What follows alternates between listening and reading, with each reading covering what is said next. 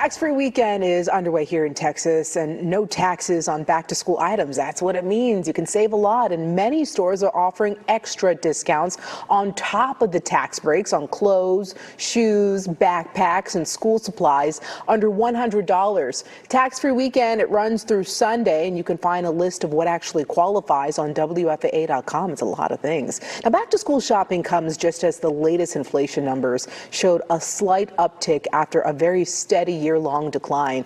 In fact, families spent about $709 to be exact more last month than around the same time 2 years ago.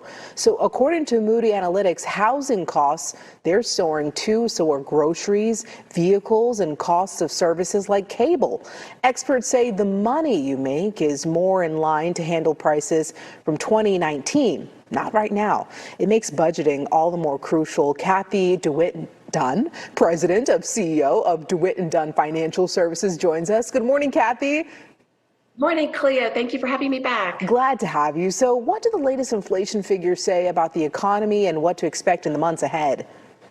Yeah, well, recently we had a interest rate hike, and the underlying pressures of our financial world, things are really kind of remaining steady and signaling that the Fed may not increase rates next month. But the biggest thing is that the Fed has increased our rates, and it's the highest that we've been in 22 years. And it's not clear next month if we're going to have another interest rate hike. But last month, Fed Chair Jerome Powell indicated that the central bank will be making those decisions on a meeting-by-meeting basis. But regardless of what the Fed decides, we definitely need to take a look at our finances and be proactive and maybe paying off our high interest rate debt and being prepared for all the volatility that still remains ahead of us. Oh, and back to school shopping, it's a necessary expense for many families. What can parents expect to spend this year? A lot of money. But the biggest thing is that even though we've seen our inflation numbers come down, the school prices and everything that we're paying is completely a little out of line. But I think one of the challenges is that a lot of people did start purchasing school supplies at the beginning of the summer, according to a recent survey. Yeah.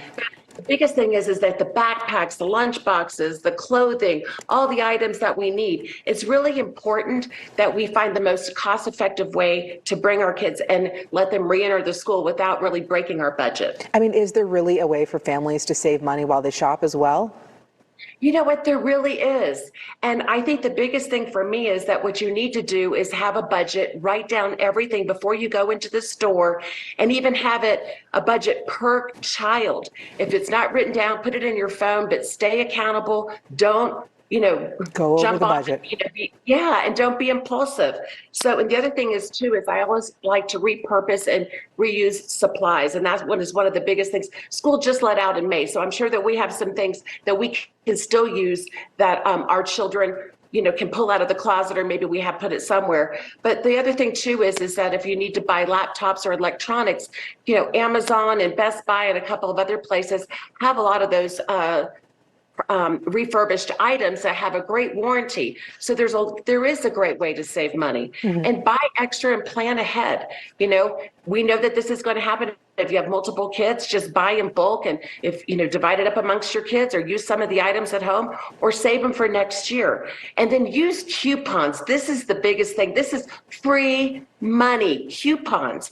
So go on to Instagram, Facebook, even credit card companies. If you go onto your credit card, you can take a look. If you go online, you may have some coupons sitting there for you. You just have to clip them and use them. But it's free money. Go everywhere you can to see what you can save. Good points. Good points. And now, as we head into fall, what else should families keep in mind to stay on track with their finances? I think the biggest thing is budget. We also fall off. We just had, our summer vacations. Now our kids going back to school. We need to sit down and evaluate our situation, because right ahead of us is the holidays. The last thing we want to do is bring in 2024 with a lot of debt. And it's not exactly, you can always save money by cutting back on what we're spending, but sitting down and have those important discussions with all of our family members. Great advice. Cathy, thank you so much for joining us here on Daybreak. Thank you for having me. And to learn more about financial services, please go to DeWittandDunn.com. A lot of helpful things there. Coming up here on Daybreak, if you're shopping near Fort Worth today, Tanger Outlet is actually hosting a back-to-school blast in tandem with Tax-Free Weekend, and that's happening at 10 o'clock this morning. They're going to encourage shoppers to help stuff the bus for students who are still in need.